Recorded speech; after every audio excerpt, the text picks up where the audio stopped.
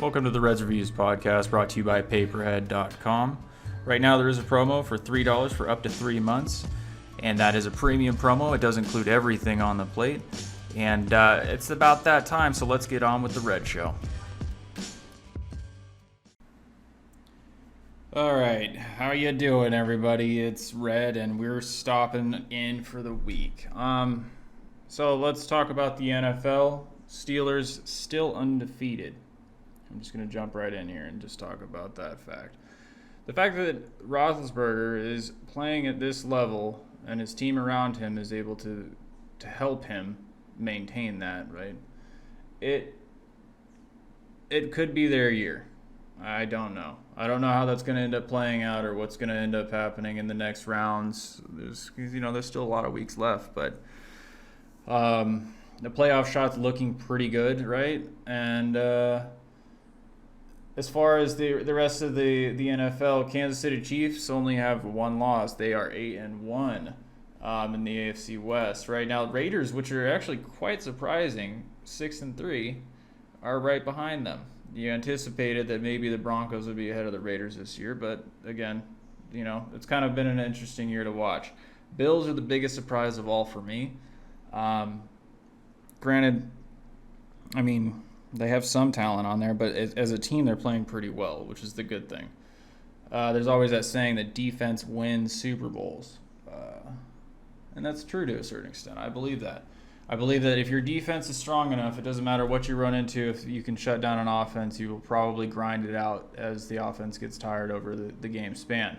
So Bills doing okay on that. Colts 6-3, Titans behind them in the AFC South. They only are behind them considering that they just recently lost last week. They're both 6-3, Titans, Colts, right, for the AFC South. Now, when you're looking at what's going on, okay, and the reason why I'm recording this right now is because you're seeing a wave of new shutdowns coming out across a couple of states, not a bunch, but they're talking about canceling Thanksgiving and yada yada yada. I don't know how that's going to necessarily impact major sports, and I mean like all the pro sports. The college, you might see Michigan and Michigan State end up having some issues because of this. I don't know if they're going to make them be restricted. Also, Pennsylvania has got some stuff going on that's a little bit weird. New York, obviously, right?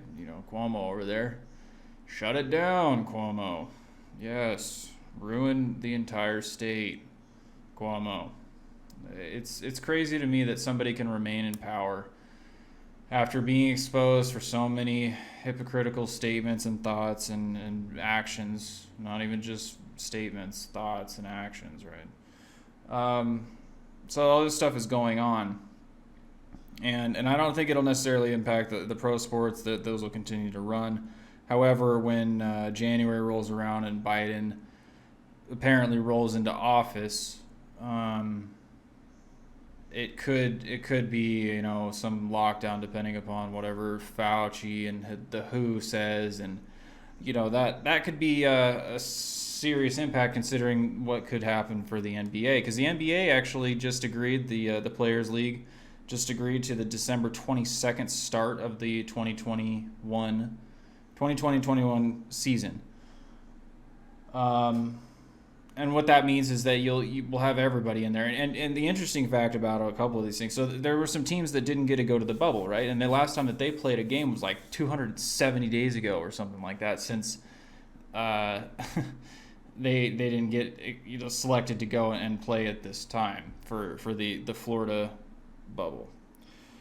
And the question remains, so if the NFL's been able to pull this off, college, there's been some cancellations. Like I've seen this week that the SMU Houston game was canceled for COVID issues, and you'll see this probably transpire in the NBA too, as long as these people are careful.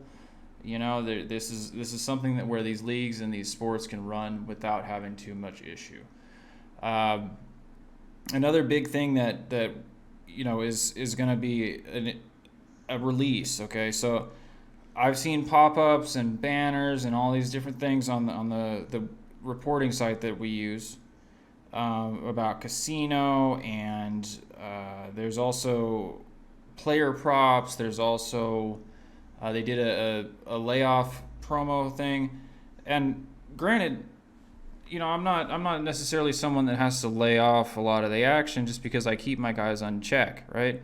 Most of my guys are pretty much within my wheelhouse of what I can handle as far as maximum exposure, right? But there are some guys that have asked for some bigger action, especially when it gets later in the NFL season, and that's where that comes into play. It comes into play having an option to be able to lay some of the extra stuff off that I don't want to take necessarily. And over time, I've actually learned to trust this company pretty much with kind of like a bank. Any money that's over there, if I ask for it, they'll pay me. It takes a couple of days, just like any other entity that's offshore. But at the same time, they don't have a lot of the restrictions, the rollovers, the ridiculousness that you'll see at some of these post-up books where it's like 27-time rollovers. You never get your money back because you got to go through 10 million in volume before you get $10 back. So those are some of the perks that you look at when you're approaching these parts of the season, and that also will be applicable for the NBA return. That'll also be applicable for the playoffs when they do get here. One thing that I will touch on also is that this new casino that they have released, apparently there's going to be some more stuff added to it. Right now, I think it's half of what is actually available, and they're trying to release it in waves that are, I guess, the most stable, and which I appreciate. I think in the case that my players end up, I do have some casino players, especially now after COVID, that necessarily weren't so much a game every day in the casino, but now with the opportunity and COVID showing them that there was really nothing else to play for quite some time, they've kind of just picked it up and they play some slots, or they play some blackjack when they're standing there because it's all available on mobile and yada yada. So I did enable the casino, this new RNG games is how it's called, as soon as it was released, just to see it. It is a 10% on weekly losses. It's a little cheaper than the live dealer, but I mean it's given me access to another. I don't know if anyone's ever played at any of the major post-ups out there, but it looks similar and it feels similar to the level of quality that these guys offer for their players. And so for me as an agent to be able to offer this to them, and it's only on the losses, right? Like if they beat me, if my players end up winning, I don't end up paying anything for the service for that week, and it's accumulative across the entire sheet. So you got 10 guys that lose $100 and one guy that wins $1,000. It's a wash. You don't end up paying anything for the service that week, right? So that's the cool part about how that functions, and I think that it's a no-brainer for me to enable this and run it, and I'm waiting to see what the actual hold percentage is on it and all the benefits, right? Because the main goal is, as it goes for a guy like me, is always having my players available or something available for them to play. And as mentioned with the whole COVID scenario and everything that happened there, the casino became the only thing that was available for a while. I mean, there were some, virtual games that were Madden style or PC generated statistical kind of games, right?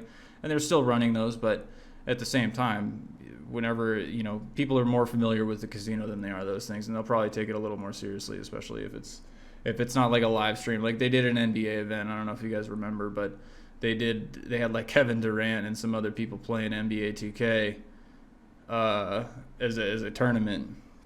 I also had that with the NASCAR guys, and there were some issues there and some other stuff. So anyway, it's just been it's been a pretty up and down week. I have some people complaining about the wagers for the Trump and Biden stuff. Obviously, some of the guys bet on Biden, some of the guys bet on Trump, and those lines aren't closed yet because it's not decided on who's the actual winner. The Supreme Court, there was there's a couple of news stations that have brought this up when it comes down to it, that Gore Bush in 2000 took 36 days to resolve. Some of the cases went to Supreme Court. There was a bunch of different vote countings and some of the stuff that Gore tried to discount, like military votes coming in and all these different things. So we'll see how this ends up playing out. I'm not paying anybody until the actual electoral votes are cast, the people that it matters from, right?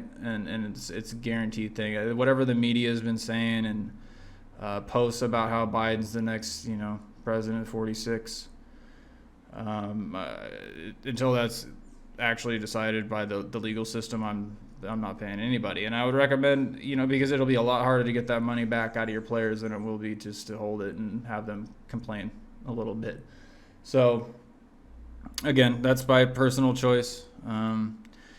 And one thing that I've actually been seeing recently is that I did a cast a while back about rich guys, right? Booking rich guys can be one of the best things or the worst things as a regular startup agent, because they can lose a lot, but they also have the ability to lay a lot on certain games that look good or easy, right? And so I've had a guy that's been able to kind of eke that out, and I'm watching him, and he split out over the weekend, and I've been going back and forth with a couple of people about how if we should cut his limits a little bit or do something like that. And really, it's just out riding the storm. And I'm hoping that this week the golden horseshoe falls out, and we end up coming back, because he is up, and that's just part of the game, and being reputable, being somebody, we always pay. So I think it's just one of those cases. I mean, I'm glad that the baseball was over, because he was clocking me in that too. Just the money lines and the favorites are so easy this year. And again, when the NFL has a bunch of good teams and a bunch of really bad teams, like the Chargers, unfortunately, the Bengals, the Jaguars, the Texans, you see all these teams and they're just absolute garbage. It's like easy money for these guys, especially if they're like -6, -7, the whatever minus 300 on the money line it may be. You just lay a bunch, you lay 10 to win, 3 or 4, and it's almost a guaranteed 3 or 4 out of that. And that's the issue. If it is some fluke game where the Jaguars end up beating the Colts in their division or something like that, then hey, that's excellent. They end up losing back 3 wagers out of that week. But again, it's just that risk that you got to run on taking big guys. So if you do have somebody that comes in and starts clocking you on that kind of stuff on the money line bets, always look at it and see if the return on it. If they're going to continue to play with you for long term, it's fine. If it's a short term hot guy, cut them. And that's just my own experience with that whole bit. So anyway, may the odds always be in your favor. We're going to be around every week now, since it is getting closer to the crazy part of the year. We'll be talking about the NBA startup, all the draft switches and everything else next week. I'll also be talking about what happens with the player props. I'll also be talking about what happens with this casino, just to give you guys an idea of what the hold and return is on this. And I think that'll do it for the week. So we'll check in. You guys have a great day. Thanks for tuning into the Reds podcast, brought to you by PayperHead.com. For all relative promos going on right now, please check them out at PayperHead.com. Also, opinion expressed on this show are not that of PayperHead.com. And if you do like what you hear, for all the agent news coming up, please like, subscribe, and follow. We will see you next week.